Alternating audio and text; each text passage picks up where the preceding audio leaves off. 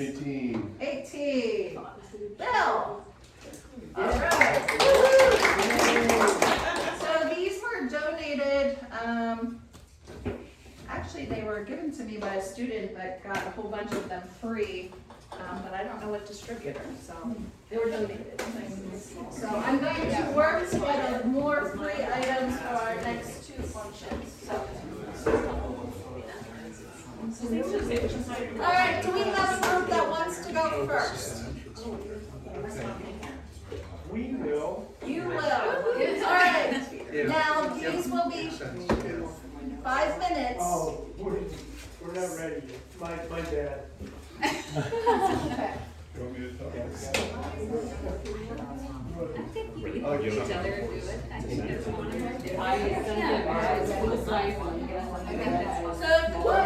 So wants to start? We can do it. All right. Do you just want to stand up? Right where you're at? Or not? You can stay seated. All right. What was your colony? 5 minutes. You're on the timer. Okay, our colony is D, where we were a swarm in nut boxes by the tree. So today's June 1, it's 12:30 when we opened the hive. It's cloudy, box about 69 degrees we figured. So beginning the hive, the first thing we saw we had a question was there was a feeder jar and there was not much in it. So we don't know when it was filled last. So if we knew when it was filled, we would know how much the bees had eaten the food. But in any case, it was near empty. Not empty, but it wasn't full. They're using it. They're using it. That's what I was trying to say. So there were no pests in the cover, so that was a good thing. We had one spider, which we laughed. We thought that was a good idea. There were ants, so we thought the spider would take care of the ants. Oh my gosh. And then Was there a cinnamon stick in that pie? No cinnamon stick? All right. Is that a good idea? Cinnamon sticks will work to help minimize your ant issue.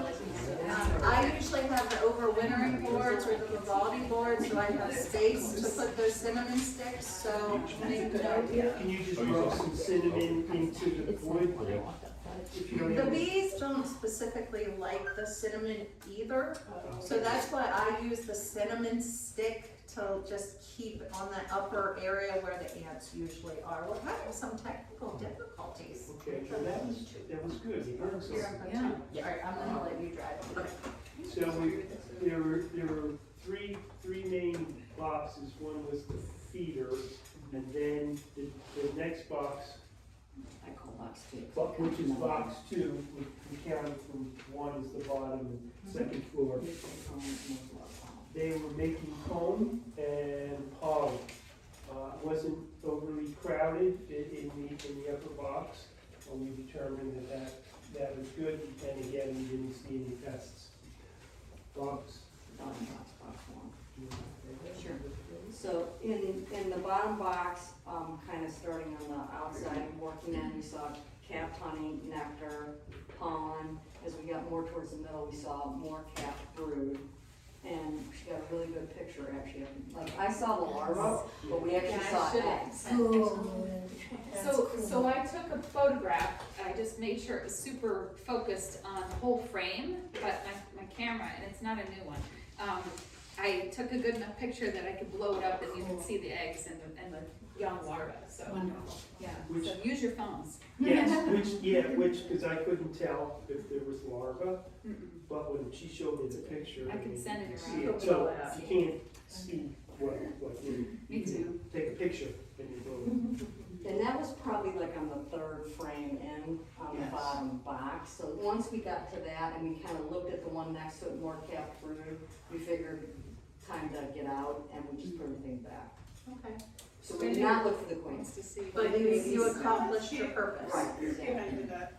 And what colony was that one? The swarm. I can usually see that with my box over by the tree. The tree swarm. Yeah. Okay, that's great. It was beautiful brood, if it's ready to sell, and with that beautiful brood frame formation, it identifies as ready. I would say so, especially now that she gives her the actual eggs. Yeah, I didn't notice it until after I'd already sent a photo. Sorry about that. Fantastic. We got it. Great finale. Yeah. All right, so. Okay, how do we get to this one, right? Yeah, there, okay, well, that's right. That's great. Oh, it might have been a bee. Never mind. Sorry. All right, next. Oh my gosh. It's not Debbie. Okay, maybe that was it. I've not had Oh issues. no, she's still alive. Just kick it like forever. Next, would you like to go next? Sure. All right, what is your scenario? Okay, so our scenario, the colony was Edna, and we were looking for, clean right. The last inspections, one on 429, it's a split, there were a ton of bees, large capped queen cell, and it was reduced to 2 queen cells. On 510, a swarm was observed, and then on 520, it was queenless. Huge So- swarm. Huge swarm. I was actually in this upper yard and I heard it up here and looked back there and they're just rushing out. So I'm like, son of a. Okay, so it's 3 boxes stacked on top of each other. When we first approached, it was very quiet, just a few bees coming in and out. And we took off the lid. The first box was very quiet, not a lot of activity. We went down to the bottom box. We did observe a moth trying to enter the hive.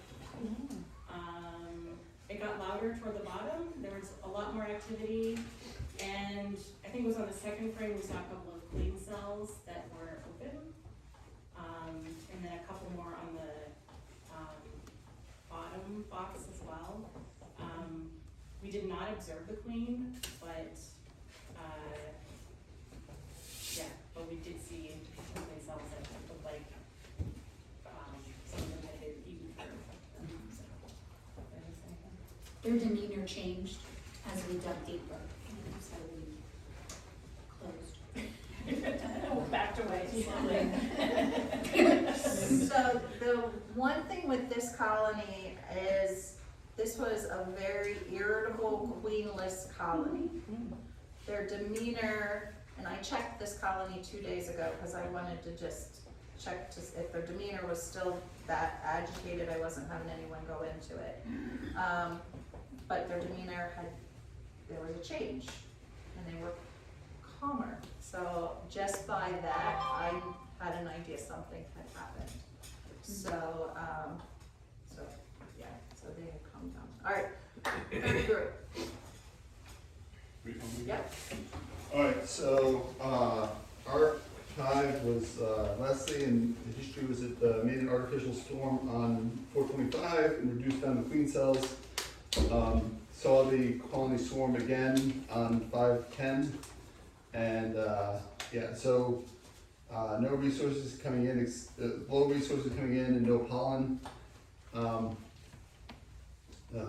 And so when we went in there and went in the top box, so we were looking to see if it was clean right. We went in there, went in the top box, saw a good number of drone cells. We saw some larvae and eggs, which made us optimistic. But then we got down to the second box and it was just all drone cells just everywhere.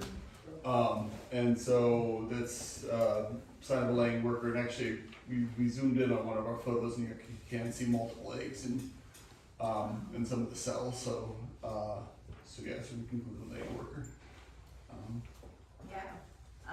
So this colony,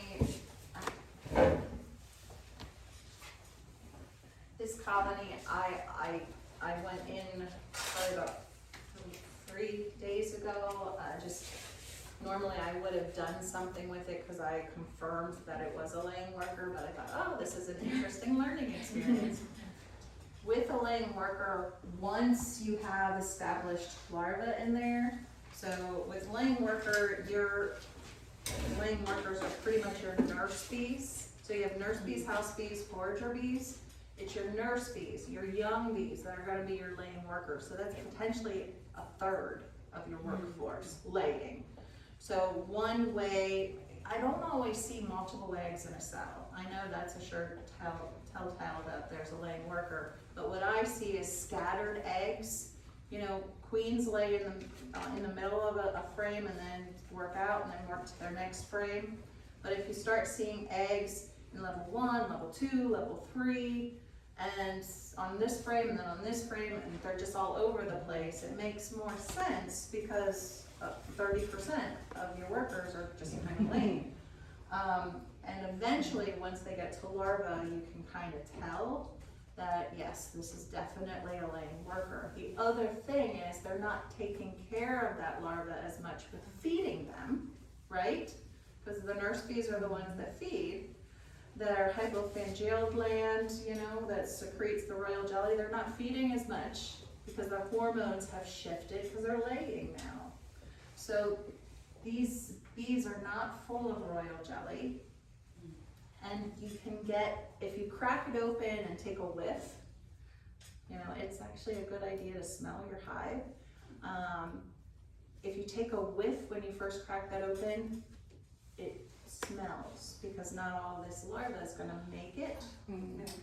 It has an odor. If you don't catch it right away, you may not catch it unless the air is kind of stagnant.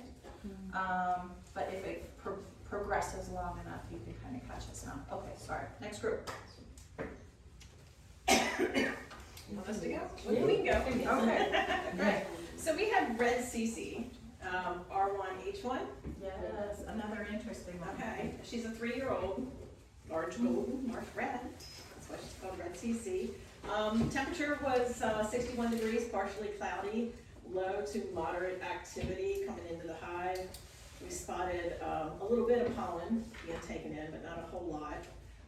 We noticed in the first medium, there was a few ants and some earwigs. The guys noted that there was some cinnamon sticks, okay, that were in there.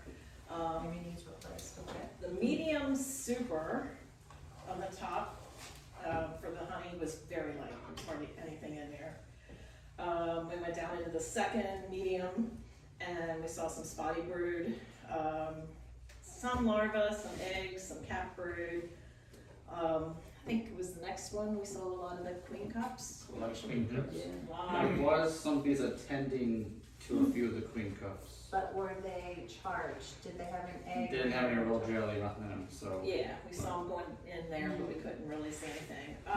We also noted there was some dried, uncapped larvae in there. Some of the larvae was a little on the drier looking side, and we thought maybe some kind of hygienic behavior due to mites or something. We saw a few baby bees hatching too. You know, we saw a couple of them coming out. So Go ahead. I was just the gonna say, brood that you saw in there, was it worker brood? There was a good bit of drone brood. Okay. There was drone brood, there was some worker brood. and they were Yeah. chewing through some of the brood that was. A lot of it was worker. Yeah, I would say most of it was worker. Most of it was worker, there wasn't a whole lot of drone brood in there. There's not at the bottom, but. Yeah, just, there wasn't a whole lot of drone brood in there. But we So did in this particular hive, this queen has done well. She's a red queen, this is her 3rd season. Her, she's fading, right? And normally, so I've been kind of monitoring this hive to see when they supersede her, and they're just not, right? But I do a lot of youth programs. I do bring my demonstration hive to a lot of locations. So I have not replaced this queen because she's large. She's easy to see. We didn't see We her. didn't see We her. didn't see her. Okay. And I don't want to disturb a healthy hive. Because if I take the queen out with other, you know, resources for 12 hours, 10 hours, it disrupts that colony and then you start to create a new queen. So I have found that I target one colony a season that is smaller or weaker to use as my demonstration. So this has been that one. Okay. So that's why, and it's definitely Did we get any pictures of the frames at I all? walked down, but I did We get, we had to do an airdrop because I couldn't Yeah. get the, Oh, I couldn't get so- service to send it. It's but mine very, did send it. it's very spotty, and as we get them, we will actually post these on the site too, so that you can see them, and we'll give a little synopsis of what it is. But, and it's very spotty brood, right? Yeah, right. And they are having some hygienic behavior where that's what's creating the spottiness, and she's going back in and laying Okay. in those empty areas. But they're good on mites, and there does not seem to be any other issues. Probably maybe some inbreeding, or her pheromones just aren't strong enough anymore. So that colony's gonna fade out. That colony I will merge with another one at the end of the season when I'm done with demonstration. Sorry. No worries. All right, next group. So we had the other swarm box. Okay, Scenario E. the one by the storm, on the left, got On it. the left, yeah, right under the tree. We saw, it was only about like 20 or 30 bees coming in a minute, Okay. before we opened the hive up. We saw eggs and larvae, good brood pattern, really nice, all those center frames in the bottom box. There was a lot of pollen, nectar, really everything was there on those frames, looking pretty good. We just wanted to see, mostly we're looking for eggs and to see signs of the queen. Did you see eggs, and did you see We the did, queen? yeah, we did see eggs, we didn't see the queen herself. What else? Michael has a handy flashlight. Yeah, Okay. just like a little Great.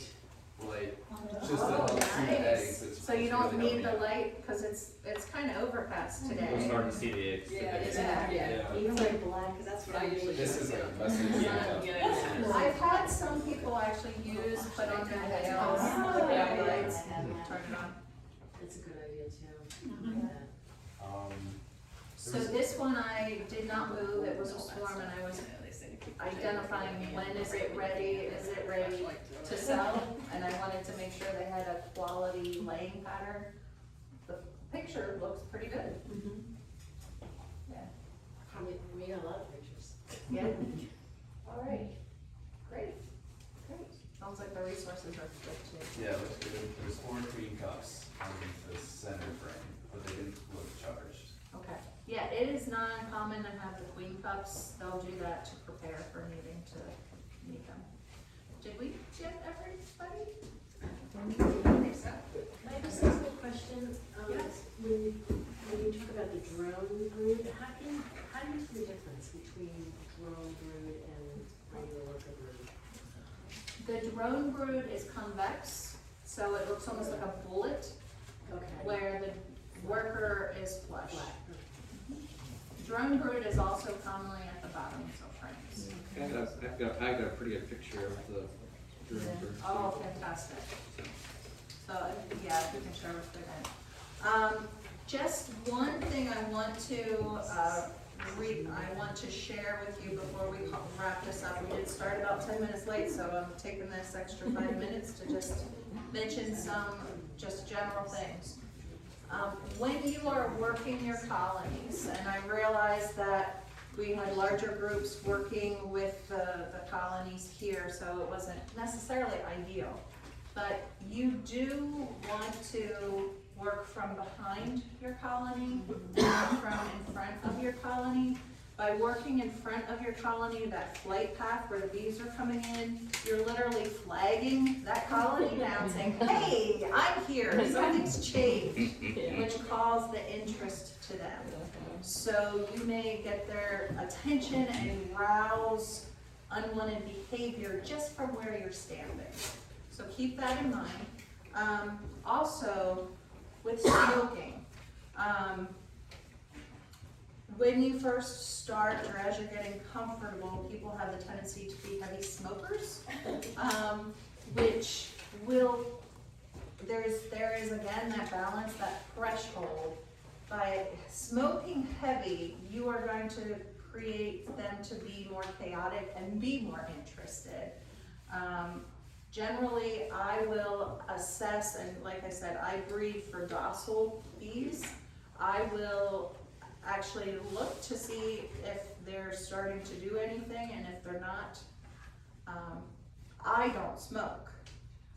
If they're just moving along, doing their thing, if I don't have anybody pointed up looking at me, I will work that hive as slow and cautiously as I can so that I can see their behavior, what they're doing. The less you smoke, the easier it is to actually find your queen.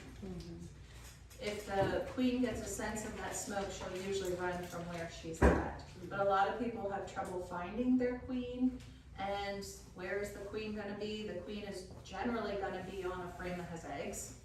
Usually, it doesn't mean she's always there, but 90% of the time with minimal smoking, that's where I'm going to find her. But once you start smoking, everybody's running everywhere. And once they start skittering across the frames, it's really time to close it up because you've kind of stressed them out. So assess how much smoke to use when you're in there, and it will change from each colony to, depending upon the weather, how much smoke you do have to use, okay? But I think it's Randy Oliver basically said, if I have a bee facing me that's a guard bee, I want to see their butts. So I give them a little puff and I see their butts.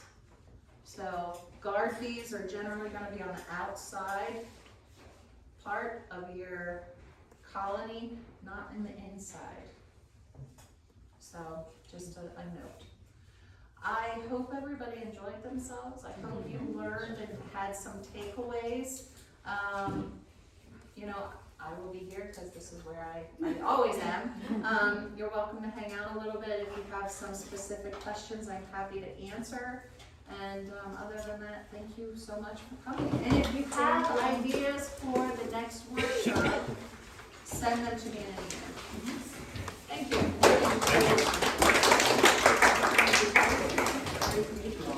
Very good. Thank you. Yes.